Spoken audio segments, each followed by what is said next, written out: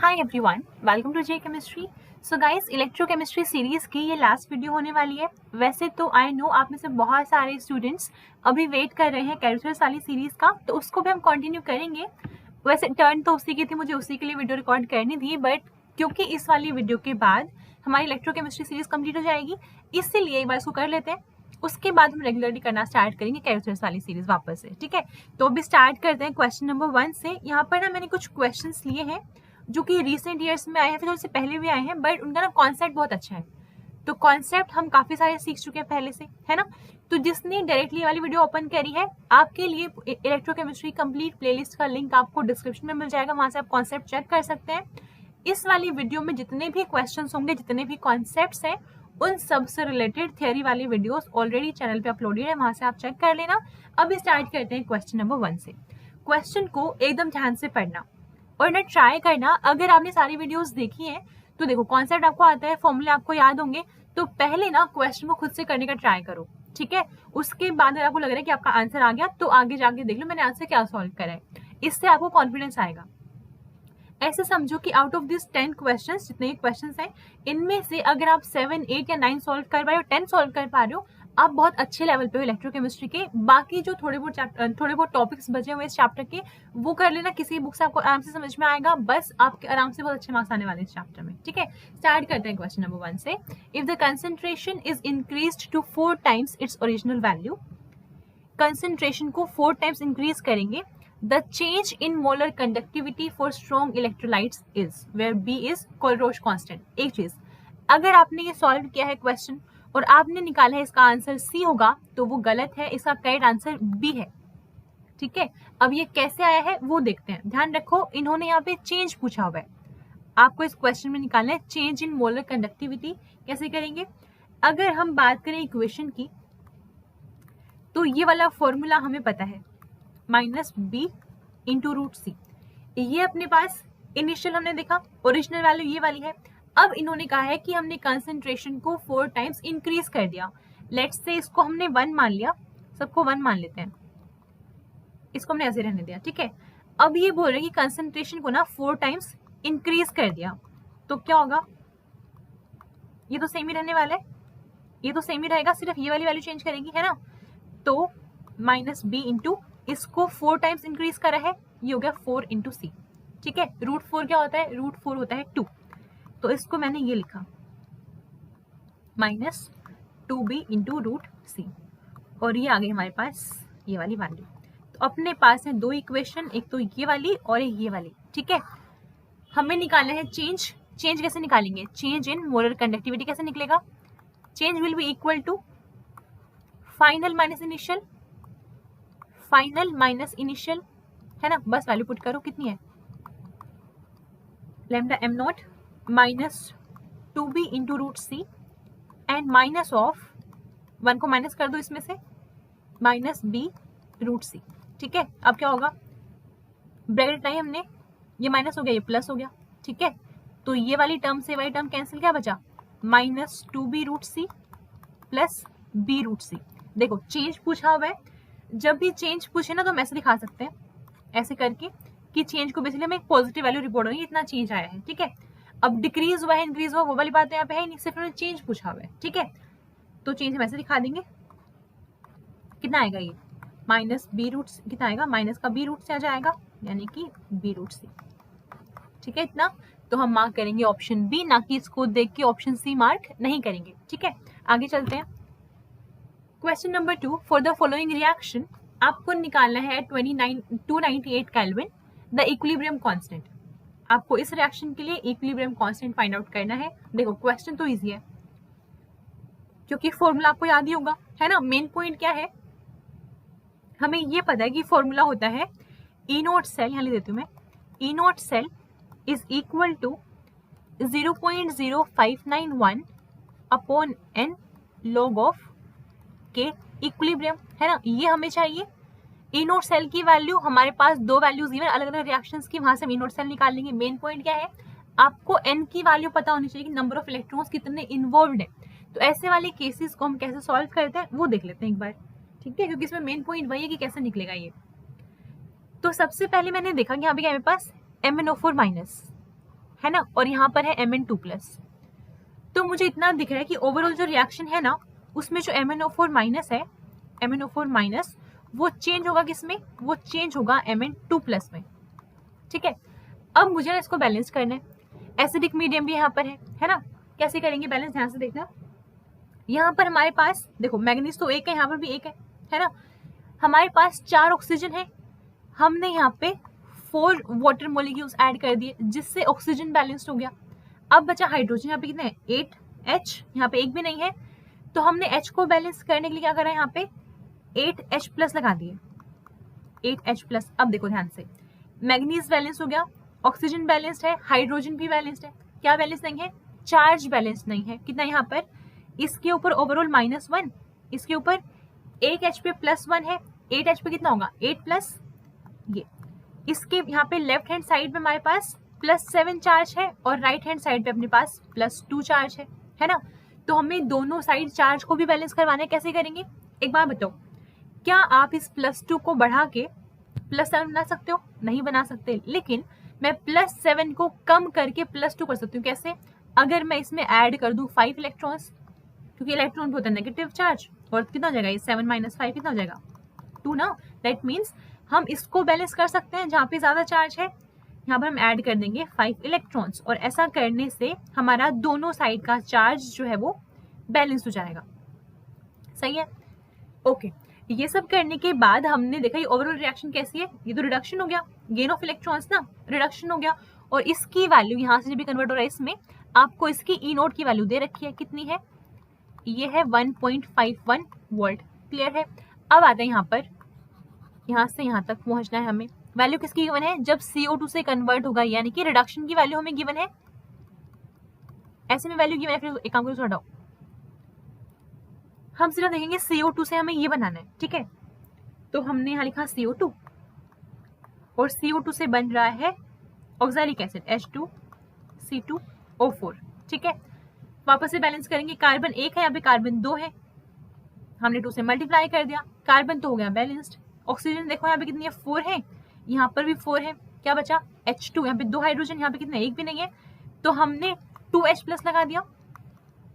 सही है, अब बचा चार्ज, ये तो न्यूट्रल है, ये भी न्यूट्रल है, ये +2 है, मैंने 2 इलेक्ट्रॉन्स ऐड कर दिए, चार्ज हो गया बैलेंस्ड। ठीक है, इसकी वैल्यू हमें गिवन है कितनी, इसकी वैल्यू गिवन है -0.49 वोल्ट। क्लियर है इतना। अब देखो, क्या इन दोनों को ऐड करने से मुझे ये फाइनल इक्वेशन मिलेगी, नहीं मिलेगी। क्यों, क्योंकि यहाँ पर H2C2O4 लेफ्ट साइड पे है, यहाँ पर राइट साइड पे। काम करते हैं, इसको चेंज करते हैं। ठीक है, इसको पलट देते हैं, फिर यहाँ पे इसको रिवर्स करा देंगे, तो ये हो जाएगा, इसको इस तरफ हम ले आए, हम H2C2O4 से हमें मिल रहा है 2CO2 + 2H+ + 2 इलेक्ट्रॉन्स।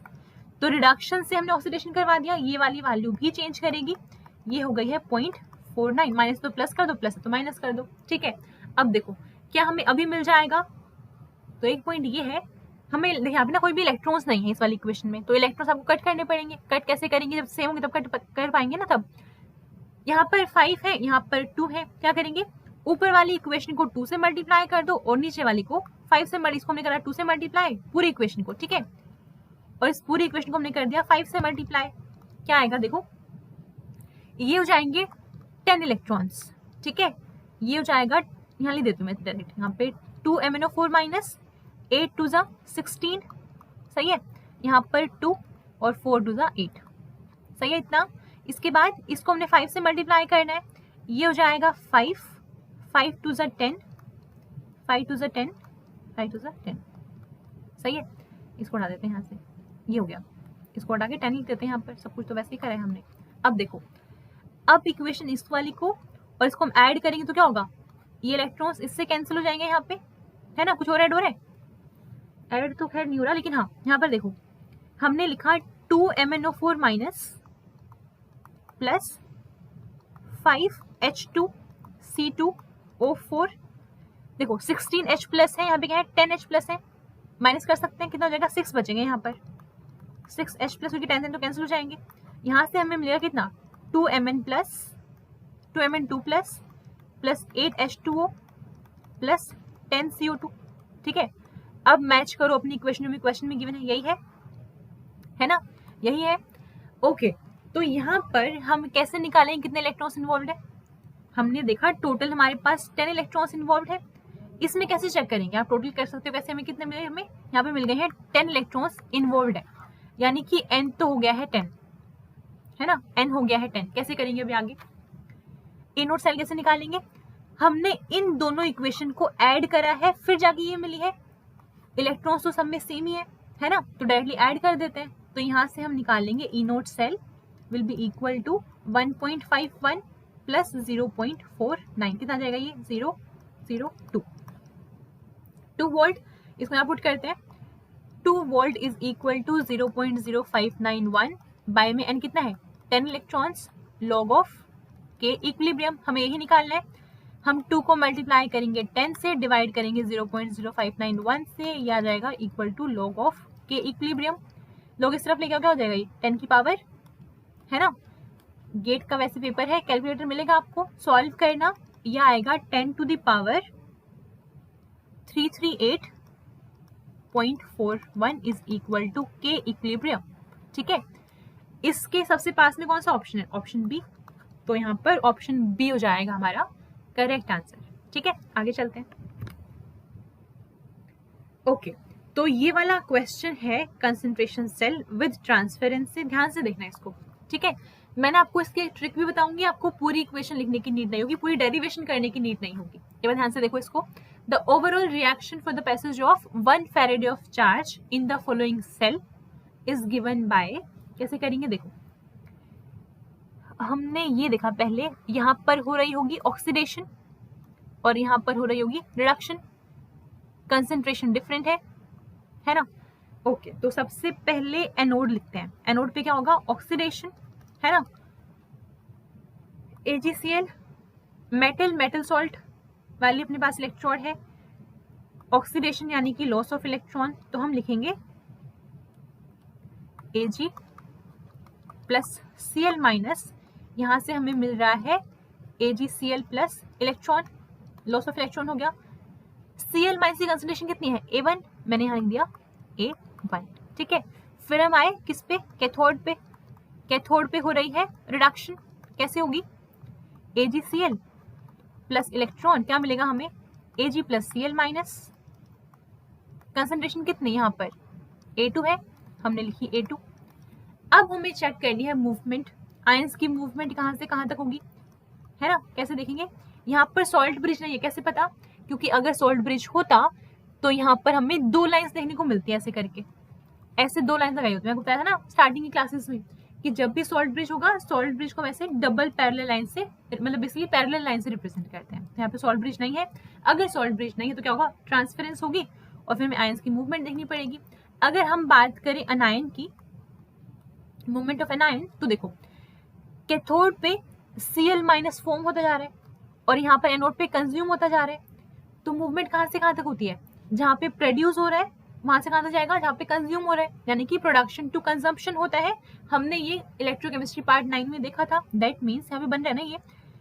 सो हमारे पास जो अनायन है, ट्रांसपोर्ट नंबर जिसका T माइनस है, वो मूव करेगा from A2 to Cl minus of concentration A1। इसके बाद देखते हैं कैटायन की मूवमेंट, वो एक्जैक्टली ऑपोजिट डायरेक्शन में होती है। तो अनायन अगर मूव कर रहा है A2 टू A1, कैटायन कहाँ पे मूव करेगा? A1 टू A2, है ना। कैटायन कौन सा है? K plus. ध्यान रखो इलेक्ट्रोलाइट हमारे पास AgCl नहीं है। एक्चुअल में क्या होता है? इलेक्ट्रॉन हो गया Ag, इसके ऊपर सॉल्ट लगा होता है सॉलिड AgCl, और यहाँ पर जो सॉल्यूशन है वो कौन सा है? वो है हमारे पास KCl का सॉल्यूशन, ठीक है। तो कैटायन कौन सा है? कैटायन हमारे पास K प्लस है। तो यहाँ पर हमने लिखा कौन सा? K plus. कहाँ से कहाँ मूव करेगा? इसके ऑपोजिट डायरेक्शन में, A1 टू A2। अब ना यहाँ पे रुक जाओ, 2 चीजें सीखने वाली यहाँ पर। सबसे पहले तो आप ध्यान रखेंगे, आपको जो भी सेल रिप्रेजेंटेशन गिवन है उसके कॉरेस्पॉन्डिंग आप एनोड और कैथोड की ना रिएक्शन लिख लेंगे, ठीक है। इतना काम कर लेंगे। इसके बाद देखो यहाँ पर हमारी जो रिएक्शन हमने लिखी है उसमें अनायंस इन्वॉल्व है, कैटायन नहीं है, ठीक है। तो इसको हम बोलते हैं cell reversible with respect to anion. समझ आया मैंने क्या बोला? आपको जो भी सेल रिप्रेजेंटेशन गिवन है उसके कॉरेस्पॉन्डिंग आप एनोड और कैथोड की रिएक्शंस लिख लेंगे।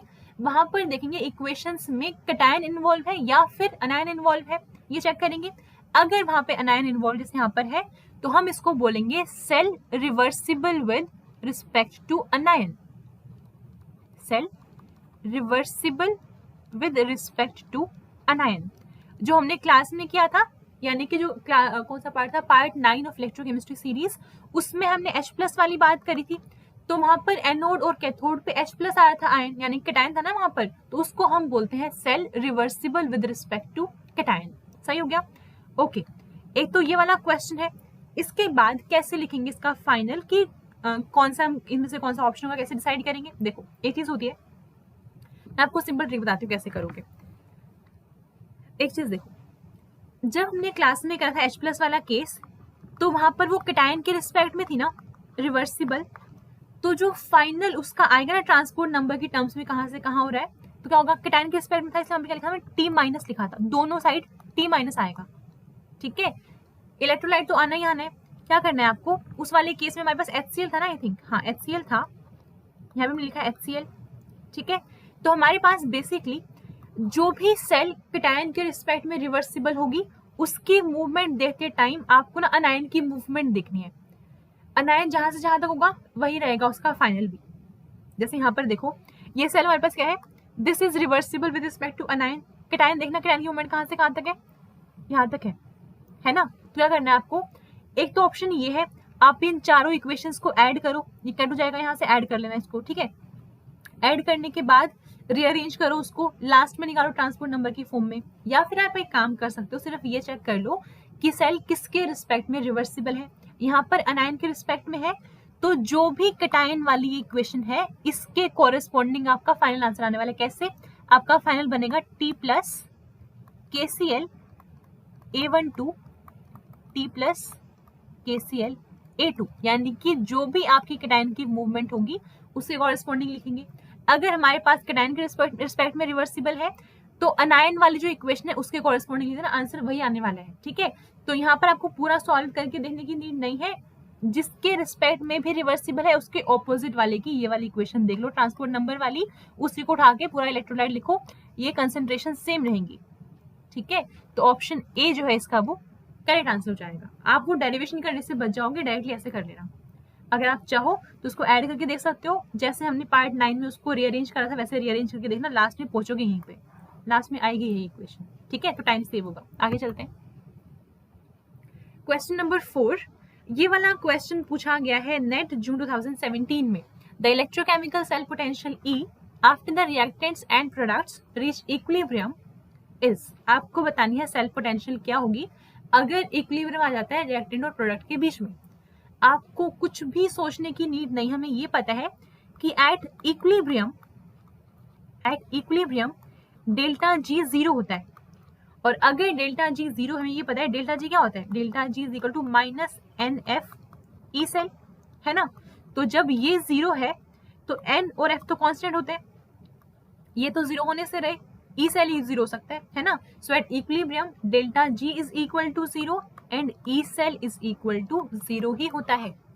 इन्होंने E सेल ही पूछा है, अगर E नोट पूछा होता तो कुछ ना कुछ वैल्यू आती। यहाँ पर हम ऑप्शन डी मार्क कर देंगे। ठीक है, ऑप्शन को देखिए, कंफ्यूज नहीं होना है, डायरेक्टली मार्क करो option D. The standard cell potential for the reaction is 1.10। ये क्वेश्चन पूछा गया है नेट जून 2018 में। अब क्वेश्चन का लेवल देखो, बहुत सिंपल आता है। The gives free energy change during the reaction is, आपको निकालना है गिव्स फ्री चेंज कितना आएगा। ठीक है, गिव्स फ्री एनर्जी चेंज कैसे निकालते हैं, delta G is equal to कितना होता है, -NF E नोट सेल। अब क्योंकि इन्होंने बोला है कि हमें गिव्स फ्री एनर्जी चेंज निकालना है, हमें वैल्यू किसकी गिवन है, इसकी, तो मान लो हम यही निकाल रहे हैं क्योंकि हम यही निकाल सकते हैं, है ना। ओके, अब क्या होगा, हमें चाहिए नंबर ऑफ इलेक्ट्रॉन्स। यहाँ पर ये वाली इलेक्शन में बहुत बार करी है, हमें पता है कि क्वेश्चन क्या होने वाली है। Zn चेंज हो रहा है, Zn2 प्लस 2 इलेक्ट्रॉन में, कॉपर 2 प्लस 2 इलेक्ट्रॉन से मिल रहा है, कॉपर मिल रहा है, यानी कि 2 इलेक्ट्रॉन्स इन्वॉल्व है। हमने n को लिखा 2, F कितना है आपको ऑलरेडी गिवन है 96500 कूलम पर मोल, इनटू इनोड सेल वो भी गिवन है 1.10 वोल्ट। ठीक है, अब देखो ऑप्शन देखो ध्यान से, इसको अगर आप सॉल्व करेंगे आपका आंसर आएगा, देखो ये हमारे सारे किलो जूल में, आपको ना यूनिट का ध्यान रखना है, सारे किलो जूल में है। कूलम इंटू वोल्ट क्या होता है, जूल होता है, हमें किलो जूल में चाहिए आंसर, यानी कि हमने इसको हटाया कूलम को, इसको भी हटाया और मल्टीप्लाई कर दिया 10⁻³ से, ताकि ये किलो जूल बन जाए, क्योंकि 1 joule is equal to 10⁻³ kilojoule होता है। ये हमने सॉल्व करा, आंसर कितना आएगा, आंसर आएगा -212.300 किलो जूल पर मोल। अब इसको देख के गलती से ऑप्शन डी मार्क मत करना, या जूल लिखा हुआ है, ठीक है, कौन सा होगा फिर, और माइनस का आएगा तो ये भी नहीं हो सकता, कौन सा बचा, ऑप्शन सी, ऑप्शन सी रहेगा इसका correct answer. Question number 6, the standard cell potential of cell was measured over a range of temperatures and the data was fitted as, आपको इक्वेशन गिवन है, ठीक है, आपको निकालनी है standard reaction entropy and enthalpy at 298 kelvin. और ध्यान रखो क्वेश्चन किसका है, नेट का है। ऐसे क्वेश्चन वैसे जनरली गेट में पूछे जाते हैं, बट नेट में भी आया हुआ है तो हमें आना चाहिए। कैसे करोगे, मैंने जो आपको सिखाया था एप्लीकेशन जब हम पढ़ रहे थे सेल पोटेंशियल की, या basically application of Nernst equation, उस टाइम मैंने बात करी थी इस वाले केस, इनकी एंट्रोपी और एंथैल्पी की, और आपको ये वाला केस ही बताया था। तो आपको अगर वो वीडियो नहीं देखी आपने, डिस्क्रिप्शन चेक कर लो, वीडियो का लिंक मिल जाएगा वहां पर। अब स्टार्ट करते हैं। देखो अगर मुझे निकालनी है एंट्रोपी, तो एंट्रोपी का फॉर्मूला होता है NF del E by del T at constant P, क्या है ये, टेम्परेचर कोफिशिएंट है।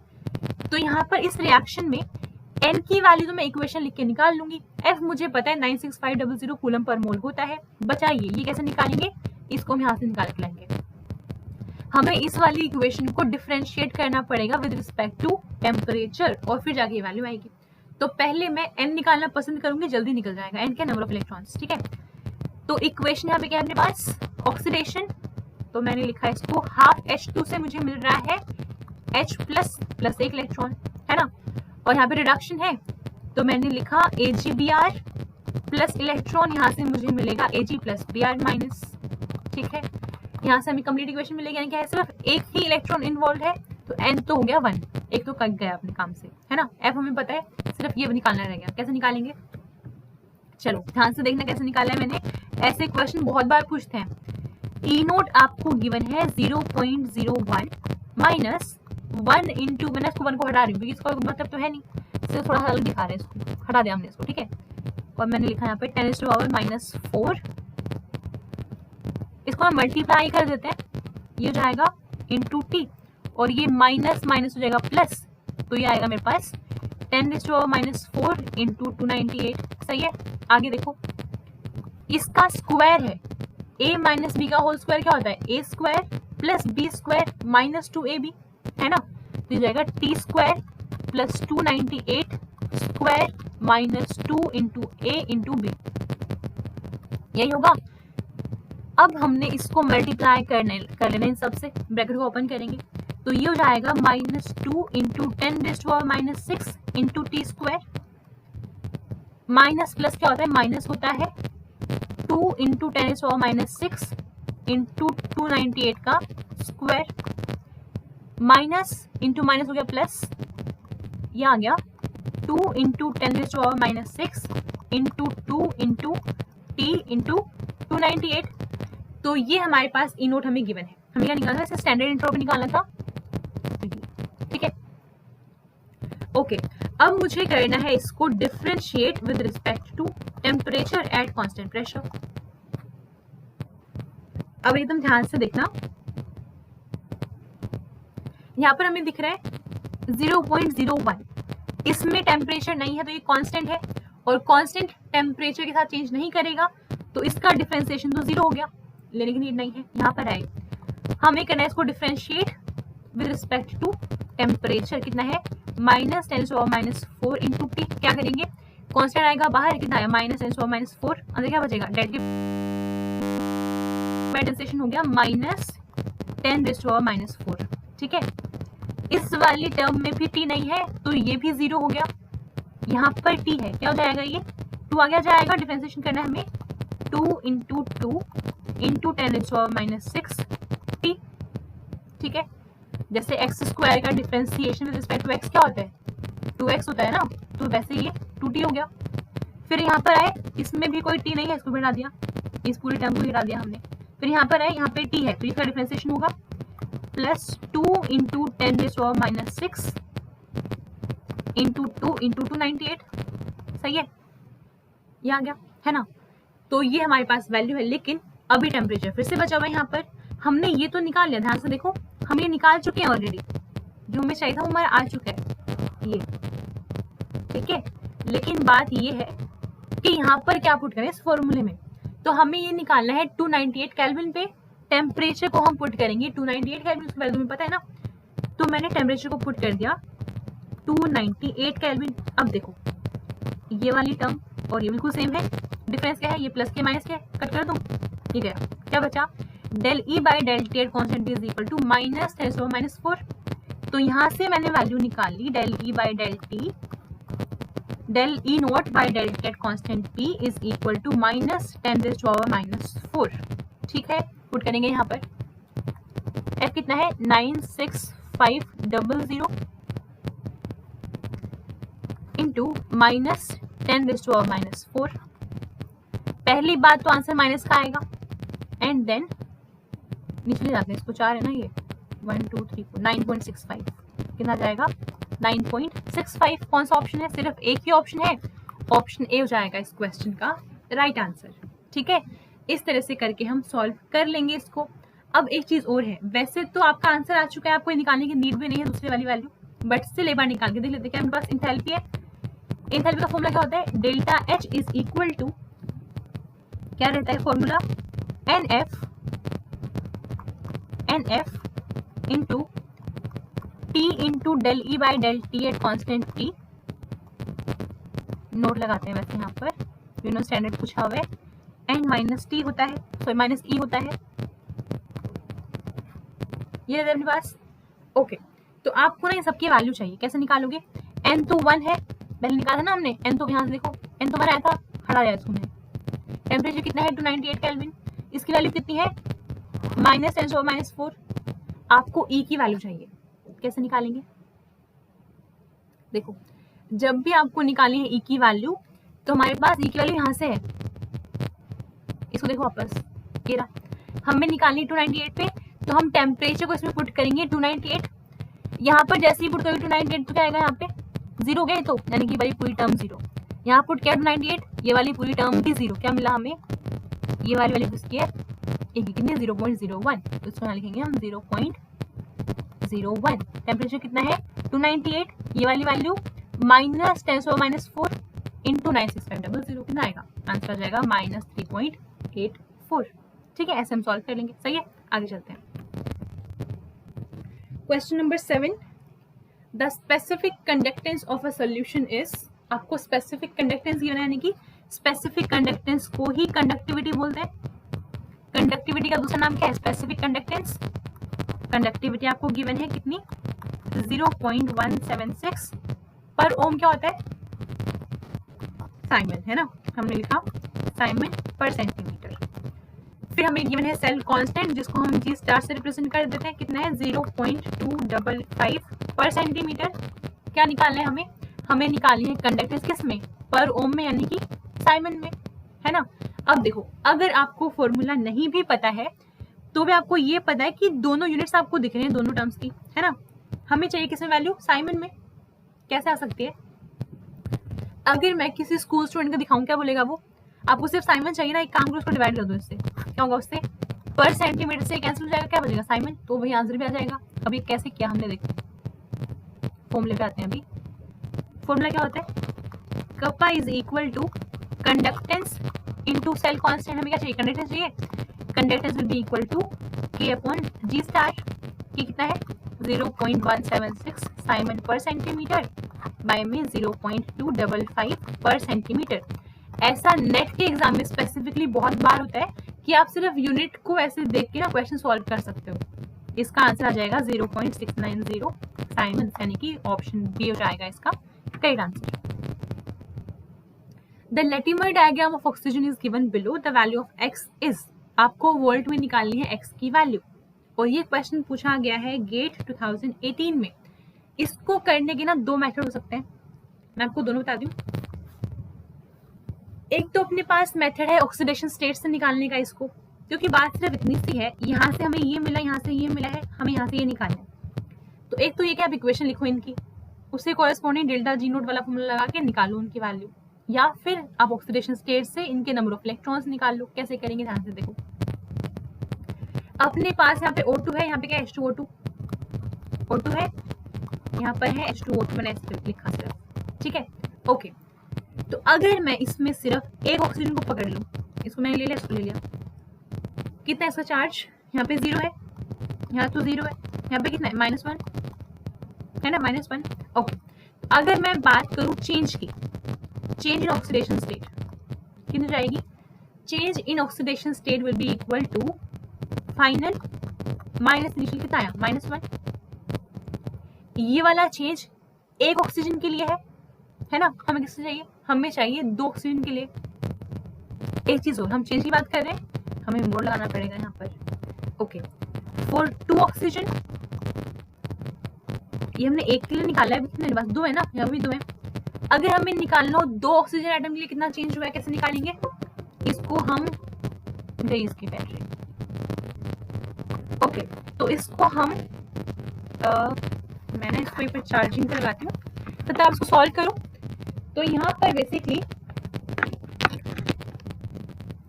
अगर एक के लिए चेंज 1 का है तो 2 के लिए कितना हो जाएगा, 2 का चेंज हो जाएगा, और जितना चेंज है दैट मीन्स उतने ही इलेक्ट्रॉन्स का भी चेंज है। तो यहाँ पर हमने निकाला चेंज कितना है, 2 इलेक्ट्रॉन्स का चेंज आया, ठीक है। हमारे पास जो ऑक्सीडेशन स्टेट है वो कितने 2 से चेंज हुई है, एक के लिए 1 का चेंज, 2 के लिए कितना होगा 2 का चेंज, यानी कि यहाँ से यहाँ जाने में हमारे 2 इलेक्ट्रॉन्स इन्वॉल्व हुए हैं, ठीक है। अब फिर आता है यहाँ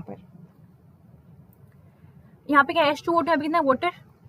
यहाँ पे अगर हम एक बात करें एक ऑक्सीजन की, तो -1 चार्ज है, इस पे कितना है -2, चेंज कितना निकालेंगे, चेंज जाएगा -2 माइनस ऑफ -1, यानी कि फाइनल माइनस इनिशियल, कितना आया -2 प्लस में कितना आ गया -1 का चेंज, है ना।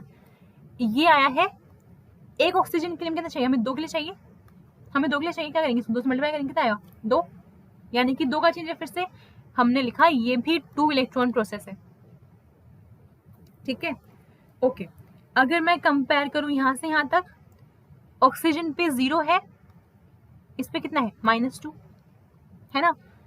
तो हमने देखा यहाँ पे चेंज कितना आया है, -2 का चेंज आया है यहाँ पर एक ऑक्सीजन के लिए, इसको ध्यान रखो। यहाँ पे 0 के ऑक्सीडेशन स्टेट यहाँ पे कितनी है -2 है, तो एक के लिए -2 का चेंज, 2 के लिए कितना होगा -4 का, यानी कि यहाँ पे 4 इलेक्ट्रॉन्स इन्वॉल्व हैं। तो ऐसे करके हमने निकाली है नंबर ऑफ इलेक्ट्रॉन्स। बस अब तो हम निकाल ही सकते हैं आगे वैल्यू, कैसे करेंगे। हमारे पास है 3 रिएक्शन, 3 इक्वेशंस बेसिकली, हमें वहां से निकालनी है थर्ड वाले रिएक्शन की स्टैंडर्ड सेल पोटेंशियल। कैसे निकालेंगे देखो, हमने इसको 3 मान लिया यहाँ से यहाँ तक की रिएक्शन को, delta G03 will be equal to delta G01 plus delta G02, सही है, ओके। कितना हो जाएगा -n, कितना है 4 इंटू एक्स, इसकी पोटेंशियल x दे रखी है, विल बी इक्वल टू 1 वाले देखो -NFE0 होता है, इलेक्ट्रॉन्स कितने हैं 2 हैं, f तो हमने कॉमन लेके हम कट कर ही देते हैं, या चाहो तो लिख लो यहाँ पर f इंटू कितना है अपने पास वैल्यू 0.70 प्लस ये क्या आएगा -2 इलेक्ट्रॉन्स इन्वॉल्व है, f इंटू कितने वैल्यू है 1.76। यहाँ से f को हटा दो, सब में से कॉमन है, हटा दिया हमने, ठीक है। और यहाँ से x की वैल्यू आ जाएगी सॉल्व करने के बाद, ये वैल्यू आएगी, एक सेकेंड देखो, माइनस कॉमन लेके हटा दो, 2 से करना है मल्टीप्लाई, ये जाएगा 1.40, यानी कि x इज इक्वल टू 1.40, या फिर इससे भी सिंपल करते हैं, 2 को कॉमन निकालते हैं, इसको हटाओ, इसको हटाओ, यहाँ पे बचा 2, तो ये आ जाएगा सिंपल अपने पास 0.70 प्लस 1.76 बाय में 2, और ये हो जाएगा 2.46 डिवाइड बाय 2, यानी कि 1.23, तो 1.23 आ जाएगा आपका ओवरऑल फाइनल आंसर। ठीक है, एक तो ये था सॉल्यूशन, हमने निकाल लिया कितना 1.23 वोल्ट्स। और कैसे कर सकते हैं, मान लो आपको ये ना समझ नहीं आ रहा है चेंज वेंज हम कैसे निकाल रहे हैं, तो इससे एक और मेथड है, इससे बेटर है थोड़ा सा, हमें रिएक्शन लिखनी पड़ेगी, थोड़ा सा टाइम लग जाएगा बट रिएक्शन लिखनी पड़ेगी। ठीक है, तो रिएक्शन लिख के देखते हैं। पहले O2 से बना है H2O2, बैलेंस करो जल्दी से। ऑक्सीजन बैलेंस्ड है, हाइड्रोजन बचा हुआ है, कितने हैं यहाँ पे 2, यहाँ पे 1 भी नहीं है तो H प्लस लगा दो। चार्ज बैलेंस करो, यहाँ पे 0, यहाँ पे कितना +2, हमने 2 इलेक्ट्रॉन्स लगाए। ठीक बात है, ओके। इलेक्ट्रॉन्स कितने इन्वॉल्व हैं 2। ठीक है, फिर क्या है, H2O2 से बना है वाटर, तो हमें बनाना है H2O2 से वाटर, यहाँ से बना वाटर। H2 बैलेंस्ड है, ऑक्सीजन बचा है, यहाँ पे 2 है, यहाँ पे 1 है, हमने 2 से मल्टीप्लाई कर दिया। अभी H नहीं रहे, यहाँ पे 2 है, यहाँ पे 4 है, हमने 2H प्लस लगा दिया। 2 इलेक्ट्रॉन्स ऐड करने पड़ेंगे, चार्ज बैलेंस्ड हो गया। टोटल करो इसको, इससे ये कैंसिल, ये हो जाएगा 4 electrons plus O2 plus 4H plus, और यहाँ से भी क्या मिलेगा 2H2। मिल गई फाइनल इक्वेशन, यहाँ से यहाँ कन्वर्ट हो रहा है ना, मिल गई ना। ये 2 इलेक्ट्रॉन सिस्टम है, ये भी 2 इलेक्ट्रॉन, कितना 4 इलेक्ट्रॉन, फिर से लगाओ वही डेल्टा G03, ये वाला फॉर्मूला, आंसर फिर से सेम आएगा क्योंकि इलेक्ट्रॉन्स तो जैसे पहले थे वैसे अभी भी है। ठीक है, तो फिर से कितना आ जाएगा 1.23 वोल्ट्स। क्लियर है, आगे चलते हैं। ओके, तो यहाँ पर ये बोल रहे हैं कि at 25 degree Celsius the EMF of the cell is, आपको स्टैंडर्ड EMF गिवन है, आपको निकालने इस वाले सेल की EMF कितनी होगी। तो पहले तो मैं इसकी लिखूंगी इक्वेशन। तो अगर हम ध्यान से इसको देखें तो ये है अपना, क्या बोलते हैं इसको, ऑक्सीडेशन, और ये है अपना रिडक्शन। ठीक है, वैल्यू वो लिखते हैं, इक्वेशन लिखते हैं। ऑक्सीडेशन लॉस ऑफ इलेक्ट्रॉन यानी कि Ag प्लस Br माइनस, जिसकी कंसंट्रेशन कितनी है 0, एक्टिविटी गिवन आपको 0.20, यहाँ से हमें मिलेगा क्या AgBr प्लस इलेक्ट्रॉन। ये हो गई एनोड की रिएक्शन। अभी हमें लेने कैथोड की, कॉपर 2 प्लस, जिसकी एक्टिविटी हमें गिवन है 0.48, इलेक्ट्रॉन ऐड करा हमने, रिडक्शन हो गया, कॉपर प्लस मिला जिसकी एक्टिविटी हमें गिवन है कितनी 0.24। सही है, टोटल करना है इसको, क्या आएगा, इलेक्ट्रॉन से इलेक्ट्रॉन कैंसिल, क्या बचेगा Ag plus Br minus activity is equal to 0.20 plus copper 2 plus activity is equal to 0.48। यहाँ पे क्या है AgBr प्लस कॉपर प्लस, जिसकी एक्टिविटी कितनी अपने पास 0.24। हमने लिखी ओवरऑल रिएक्शन, हमें चाहिए ई सेल की वैल्यू क्या आएगी, नेक्स्ट इक्वेशन लिखो, E is equal to E naught cell minus 0.298 kelvin है क्या यहाँ पे। ओके, कितना टेम्परेचर है 298 केल्विन है ना, तो लगा देंगे वाली 0.0591। n कितना है, n तो 1 ही है। ओके, तो यहाँ पर हमें लिखना है लॉग ऑफ, राइट साइड पे कॉपर प्लस है, नीचे की तरफ क्या है Br minus into copper 2 plus, इनके में कंसंट्रेशन लिखनी है, ये बस कॉपर 2 प्लस वैल्यू यहाँ लिखती है नीचे, एक मुझे पढ़ा देती हूँ, सिर्फ वैल्यूज पुट करना बचे, तो सारी वैल्यूज अपने पास है, सिर्फ वैल्यूज पुट करेंगे, यहाँ से निकाल लेंगे। और ये क्वेश्चन गेट 2020 में भी रिसेंटली पूछा गया था। Okay, E will be equal to, E naught cell कितना है 0.082 minus 0.0591 log of copper plus activity कितनी है 0.24 बाय में Br माइनस एक्टिविटी कितनी है 0.20, कॉपर 2 प्लस एक्टिविटी कितनी है 0.48। ये सब हम सॉल्व करेंगे। ठीक है, और सॉल्व करने के बाद इसका जो आंसर है वो कितना आएगा वो मैं आपको कैलकुलेटर से सॉल्व करके बताती हूँ। एक सेकेंड, आप खुद भी कर सकते हो, सिंपल है। अगर आपको कैलकुलेटर यूज करना नहीं आता है तो मैंने ऑलरेडी वीडियो अपलोड करके रखी है चैनल पे, आप जाके चेक कर सकते हो उसको। 0.24 को डिवाइड करना है 0.20 इंटू 0.48 से। ओके, इसका हमें लॉग लेना है इंटू 0.0591 करना है, इसको मैंने किया सेव, और फिर 0.082 माइनस। ओके, तो ये आ जाएगा अपना 0.058 वोल्ट, इतना आएगा आंसर। ठीक है, 0.058। क्लियर है, आगे चलते हैं। तो ये है हमारा आज की वीडियो का basically last question. The correct statement among the following is, कैसे देखेंगे, ये मैंने आपको क्लास में बहुत बार बोला है। तो फर्स्ट है salt bridge is required for the mixing of the solutions in the two half cells. हम सॉल्ट ब्रिज को यूज करते हैं ताकि मिक्सिंग ना हो, क्योंकि अगर मिक्सिंग होगी तो लिक्विड जंक्शन पोटेंशियल क्रिएट होगा, है ना, तो ये तो पक्का गलत है। Salt bridge allows current to flow between the half cells without mixing, हाँ ये ठीक है, ये ठीक है। Salt bridge enhances the rate of reaction, ऐसा तो कुछ भी नहीं करता। Salt bridge consist of non electrolyte in gel, ये तो गलत है। मैंने आपको जनरली क्या यूज करते हैं, KCl यूज करते हैं या फिर NH4Cl यूज करते हैं, तो आयन से तो NH4 प्लस Cl माइनस हमारे क्या होता है, इलेक्ट्रोलाइट होता है ना, तो ये भी गलत हो गया, इसलिए ऑप्शन बी हो जाएगा इसका करेक्ट आंसर। तो यहाँ पर हमने काफी सारे क्वेश्चंस डिस्कस कर लिए हैं। सो आई होप ये वाली वीडियो आपके हेल्पफुल रही होगी और इलेक्ट्रोकेमिस्ट्री पढ़ने के बाद थोड़ा सा कॉन्फिडेंस भी आया होगा।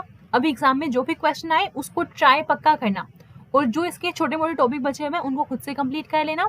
तो अभी के लिए सिर्फ इतना ही। Happy learning.